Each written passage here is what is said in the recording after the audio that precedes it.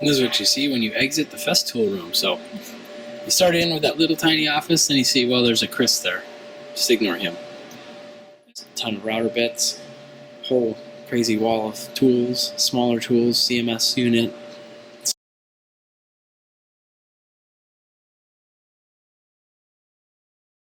Parts, and then we start to see the Agazzanis.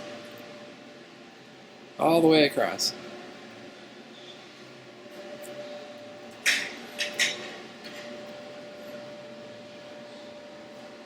So that's the overview of what you see in this little toy shop. Then you get to go to the goodies, like you can see over here. So this little table saw here, that's an Inca. That was one of the first Incas. I believe he said it was, it's like 50 years old, if I remember correctly. Jesse, we just walked in and said hi, that we're here just, on the way out to Phoenix. He took us on like a half-hour tour showing us all sorts of great stuff.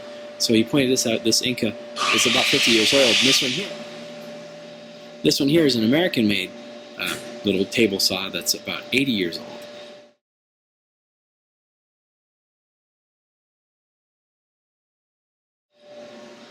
So there's some fun little tools hiding around in here. I'm not sure what Festool that is, but I'll have to go take a peek. Oh, that's the Planex. Oh, okay. Didn't recognize it by the sticker. So got a lot of nice big Powermatics. That's a nice one. Don't think that's going to fit in the car on the way home. Too bad. A lot of general equipment still. Not just the General International. So here's the older Inca.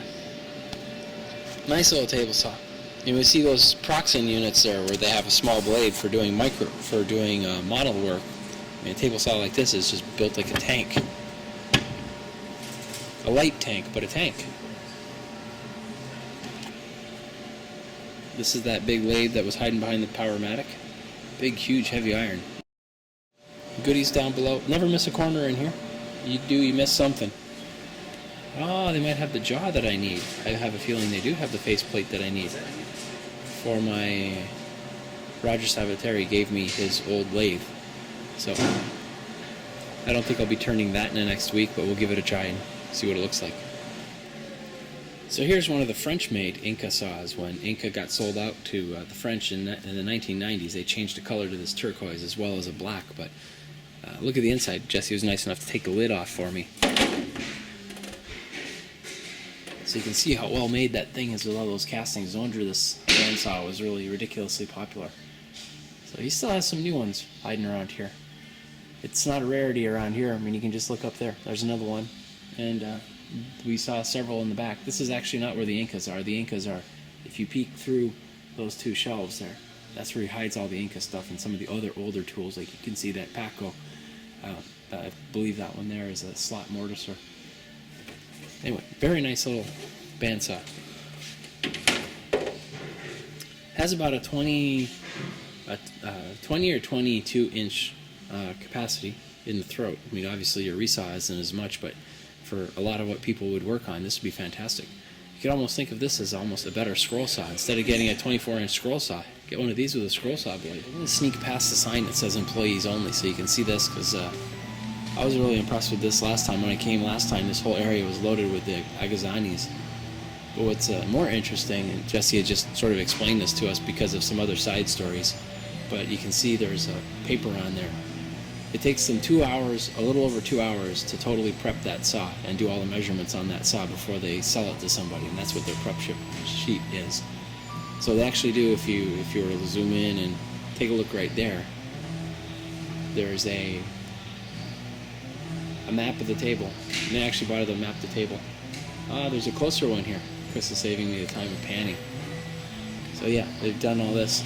Totally mapped out the table, how many thou off of perfectly flat. So these guys bothered to take a look at this stuff and fix it. There we go. We've got a press over there. Chris could use something. But take a look. I don't think I'm supposed to be here. So we've got another Agazzani bandsaw here. This is again the large size. I think. Ooh, this might be. I think this is still the large size.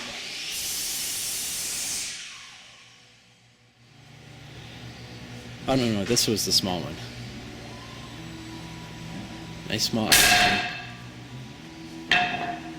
I know when you go all the way around the back, there's a crazy amount of spare parts for even the Incas and everything else. So they said they went through a whole bunch of these saw stops when they were at the show, but it was interesting to see.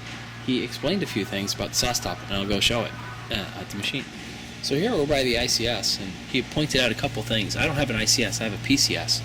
But what was interesting to see is part of the reason this is so crazy expensive is just all this cast iron that they got in there that goes up and down. But what was also interesting that he pointed out is that a lot of the designs of some of the good ideas that they had in the engineering were actually being done on some of the Swiss saws a long time ago. But it was kind of like they both arrived to the same ideas independently. So it got to the point where when Jesse pointed this out, they wanted to see some of the older Inca saws, the Swiss-made saws, because they wanted to see, well, how did we end up coming up with the same idea the Swiss did a long time ago? So they actually had a full table saw shipped a couple weeks ago or a month ago so that they could take a look at it and see what they did. So it's interesting. Nothing is new under the sun, right? I just came up with that. And for perspective on the size of this bandsaw, Chris is actually 7 foot tall. This is a small one too. This is only a 16. That's a 24 according to the top. I haven't seen that. I turned. Oh, way up there. B24? Okay. This is 24. So there's a Festool room hiding back there. I'll go take you in there in a minute.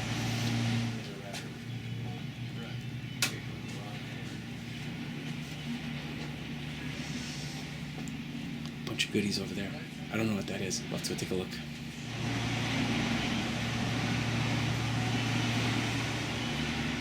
So here's the Festool crib. As you enter in, that's all you're going to see, just walls of sustainers. More parts. Thing is, there are some things here that I've never seen at a dealer. They've got about everything hiding here. Last time I even found a few things that had been sort of forgotten about that they had spares of, and it's like, excellent, I can't get that anywhere else.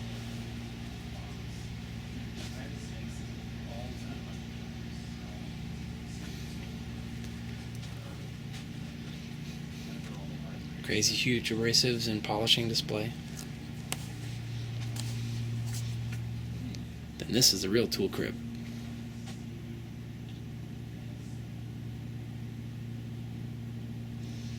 You know, I'm half expecting to find a BS 105 in here, and if they have it, it's coming home. But I don't think so. I don't think I'll get that lucky. I got to look at one when I was at Paul Schurch's shop.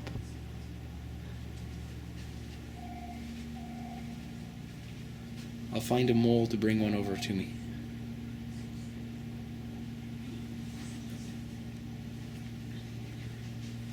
Oh, nice. They don't mess around. They just get a big old chunk of Purple Heart and let you do some cuts on that. 300.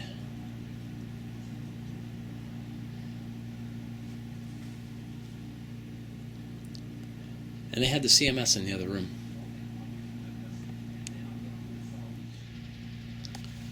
So this is Jesse's office.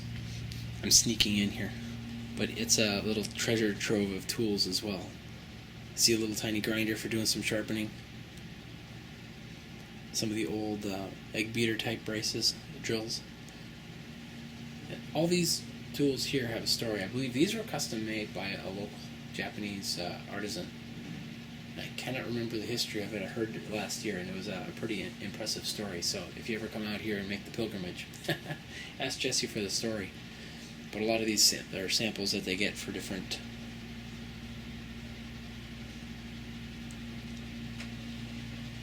If I remember correctly, all this surfacing that they did, they got a new sander, and one of the guys was like, "I don't know what we can do to go and test it out." So then he decided to just buzz down the file cabinet. Why not? That's what I always do. So here's the back. Look at this stock! Man, you could put every size blade on one of these machines.